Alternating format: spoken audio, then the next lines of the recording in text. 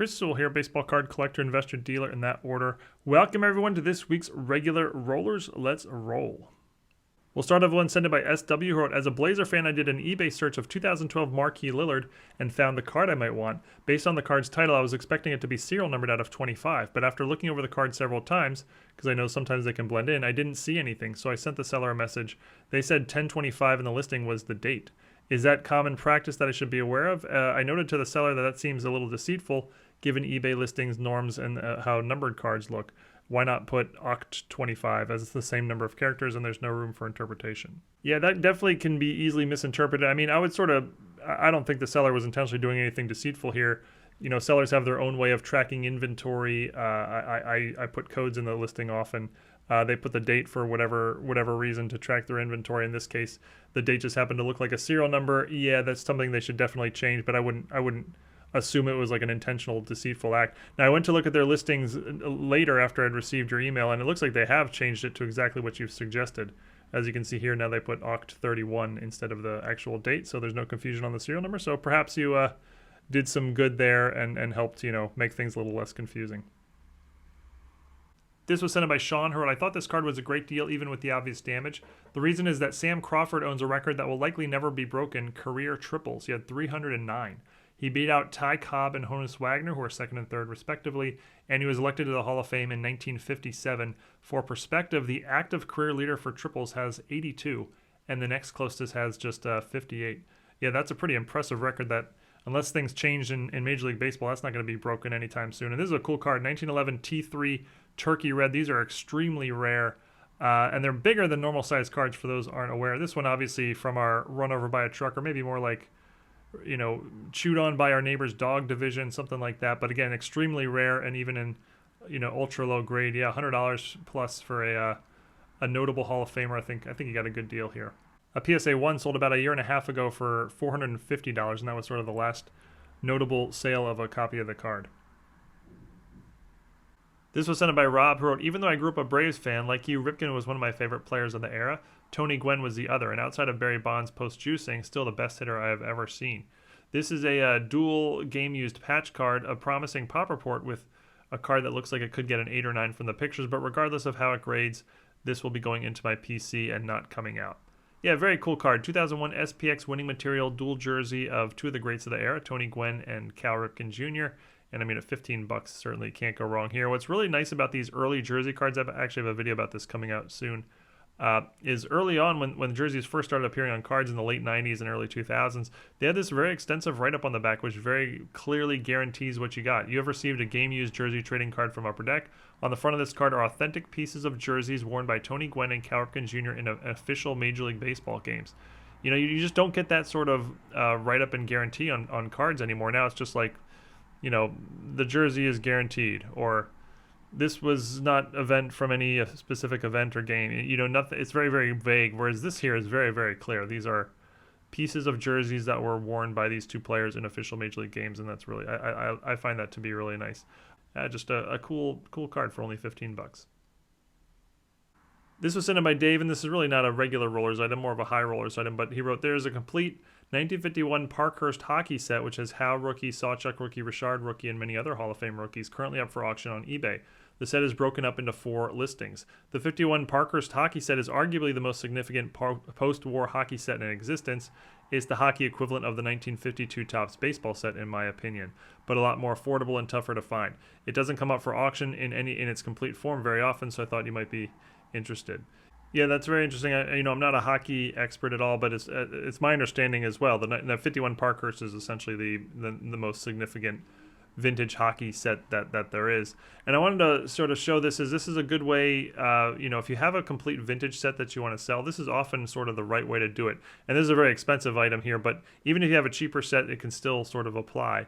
Often you want to sort of take out the top cards, get them graded, and then sell them individually, as the seller has done here. The Gordie Howe got it graded, it got authentic, really nice looking authentic. Went for $4,000. Got the Terry Sawchuk rookie, which got a PSA 2, went for $800, and the Maurice Richard rookie, which also got a 2, went for $3,300 and change. And then you put the rest as like a lot, a near set, 102 out of the 105 cards in the set, and it went for $4,300. And that's often the way to sort of maximize your dollar if you're selling a complete set, is to pull out the top cards, sell them individually, and then sell the rest as like a complete lot or a near complete lot. This was sent by RJ Collects Sets, who wrote, I recently decided to purchase a PSA Bryce Harper rookie from 2012 Topps. Ended up getting the Update rookie debut version. Then I noticed there were 3 other versions as well, an All-Star style from Update and a pose with him screaming and another with him batting from the base set. But what surprised me more is that PSA has labeled the batting pose with a number of different identifying labels. A few of the versions I've seen are provided below, including front leg up, blue helmet, or batting. All of these are qualifiers that PSA has used for the same card. To me, this is a huge problem, as it can confuse collectors into believing that there are variations of this card that might have differing values, even though they're the same card. Your thoughts? Yeah, this is clearly a mistake by PSA. I've seen this before, and sometimes this happens when cards come in various variations, and it's sort of confusing as to what are the short prints and how do you differentiate them. You got to call them something, even though Topps doesn't officially call them anything different. I remember this happening with like a tennis card with from 2003 Roger Federer, and I think this happened with the 2018 Topps Update Ronald Acuna as well, maybe. But anyway, you're right. This is the same card, and they have 3 different identifiers for it: blue helmet, front leg up, and batting. They've clearly consolidated them at this point, and now just call it the blue helmet, as the front leg up and the batting don't appear on the pop report anyway, so I'm sure they've just all consolidated that into the blue helmet. And if you got them regraded, the front leg up, if you got it reholdered, I'm sure they would change it to blue helmet. But yeah, that is confusing. This was sent by Derek, who wrote, I have an interesting listing to share, potentially a fake graded card. First of all, the PSA label looks beat up, especially when viewed from the back. Second, the card looks like a fake T206, not even a good fake at that. Third, even if the card was real, there's no way I would grade a 4, probably not higher than a 1.5. The certificate number comes up as legit on the website, which makes it questionable, but PSA isn't even listed in the listing title. Let me know your thoughts. Yeah, this is 100% a fake, not even close. The card doesn't look real at all. Colors are wildly off on the front. The back, yeah, colors are a little bit off on the back. Looking at just the label, I probably wouldn't have noticed anything until if you hadn't said anything. But yeah, looking closer at the label, just looks a little bit off all around. On top of that, you're right. No chance at a 4. I mean, it's got major creasing, so 4 is not even nowhere near in play.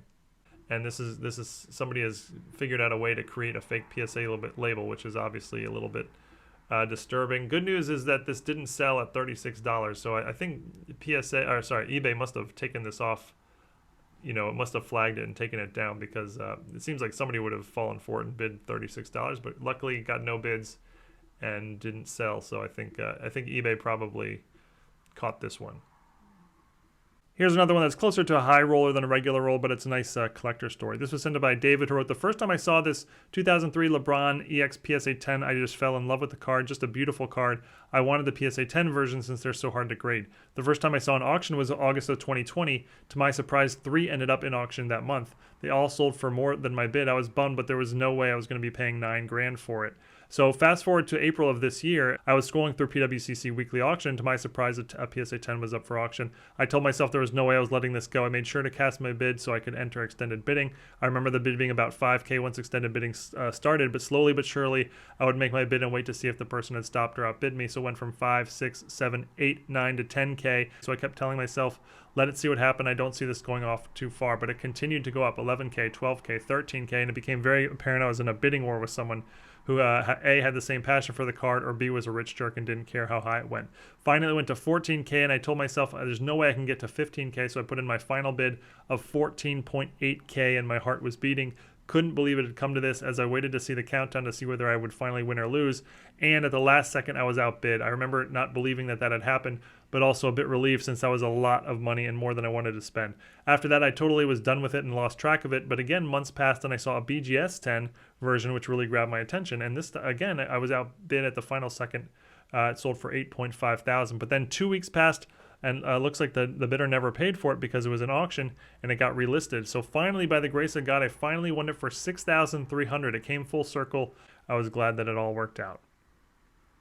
This was sent by Andrew, who wrote, for the past couple of years, I've shifted 99% of my collecting focus to Buster Posey. As a Giants legend, the list of his personal and team accomplishments, not to mention my fan joy during his tenure, are endless. As a hobbyist, I think his stuff is undervalued, and following what I think should be a shoe-in Hall of Fame induction we'll see gradual growth over the long haul. Saw this listing today that was poorly labeled and jumped on it. That bottom card there is an oddball rookie rarity that was part of a team set given to participants of the Junior Giants reading program in 2010. Ironic that there's an uncorrected spelling error on the card. Not sure about exact value, but you don't see them pop up often, so it seemed reasonable. There isn't much info about it, but I've heard there's only a couple hundred sets were made. Yeah, congrats, very cool card. I've never even seen that before, so that's obviously a very rare card. And yeah, congrats for your PC. And yeah, that is funny that on a around the bases reading program card, they have a spelling error. They misspelled favorite on the back of the card. This was sent in by Hal, who wrote, I came across this listing on Craigslist for 1954 Dandy baseball cards. I hadn't previously been aware of these cards, but learned that they were regional cards that could be found in bags of Dandy potato chips, which, as you can imagine, makes these cards very difficult to find in high grade. The seller was offering these for $65 and mentioned the listing that Mike Garcia card was worth $250 alone. I had my doubts about this as I had never heard of Mike Garcia, and sure enough, the seller was basing this off a current eBay listing for a PSA 7, but these cards were low grade. What I thought was funny that the seller was touting the Mike Garcia when the real standout here was Larry Doby. For those who don't know, Larry Doby is quite a significant figure in baseball history. Not only is he a Hall of Famer, but he was also the second black player to break the color barrier, making his Major League debut about 3 months after Jackie Robinson, and he was the first to do so in the American League. After his playing career, he became just the second black manager in Major League history when he took over the White Sox in 1978. I sent the seller an offer of $40, which he quickly accepted, and after a quick and easy transaction, I decided to list the cards on eBay that same day. Within a matter of weeks, I had tripled my money, accepting a best offer of $85 for the Doby, while selling the other 3 cards for between $10 and $25 each. Congrats on that. Very, very well done. These are very rare cards. You don't see these pop up very often. And this is an example of where if you really know your vintage, especially sort of oddball vintage, there's often a lot of bargains to be had with stuff like this. But very cool, and I love the history lesson on Larry Doby. How about another 1950s potato chip card? That's right, y'all bombard me with requests for more 1950s potato chip cards on the regular rollers, and your boy here has come through. This one was sent in by Sammy, who wrote, I won this card last night on PWCC, thought it was too good of price to pass up.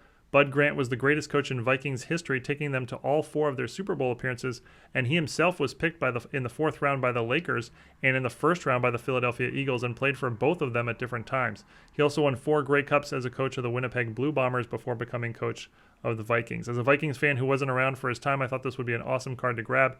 Reason I'm submitting it here is, according to this database, this is his first card. From the 2 years he spent on the Minneapolis Lakers, this card was only graded and authenticated 4 times each at PSA and SGC. I could only find 2 previous sales. A PSA 6.5 that went for $755 back in 2013, and a PSA close to complete set that went for $11,400 in 2019, with the Grant being a PSA 3. Very cool. Another card I've never seen before. Was not aware of that history lesson there of Bud Grant, so I'm learning quite a bit here today. This was sent in by Jeremy, who wrote, take a look and see what you think of this. Is this possibly a fake? I see it's listed just low enough to not get flagged from eBay's authenticity guarantee program. So it's the 1982 Topps Traded Cal Ripken rookie, and from the pictures here, everything looks good. The front looks fine to me. I don't see anything looking shady. The back looks correct. And it's usually on the back, actually, where you can tell more in photos whether there's a potential fake. I don't see anything here to suggest a fake. The seller has 100% positive feedback. He doesn't have a ton of feedback, but he sort of has enough where I wouldn't be concerned about it. And yeah, I guess technically, the $249 list price is a slight red flag in the sense that that's $1 under, the eBay authenticity guarantee program limit. So I think in this case, it's more likely that that's just sort of a coincidence. Again, I don't really see anything fishy about this listing.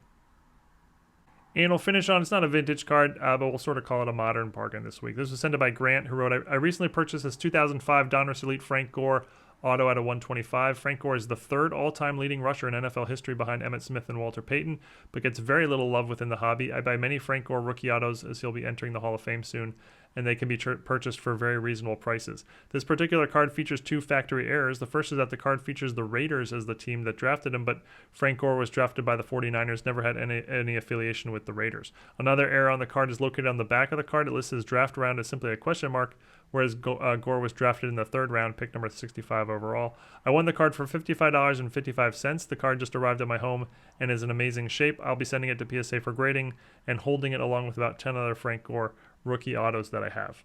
Yeah, I like this purchase at $55. You know, and when I say a bargain, I don't mean like it's worth a lot more than that or it's going to go way up or anything like that. I just mean for $55, like Grant said, you're getting the third all-time rusher in NFL history, his rookie auto out of 125. Doesn't that just, on the surface, that alone seem like, you know, a good way to spend $55, or at least that's how I feel.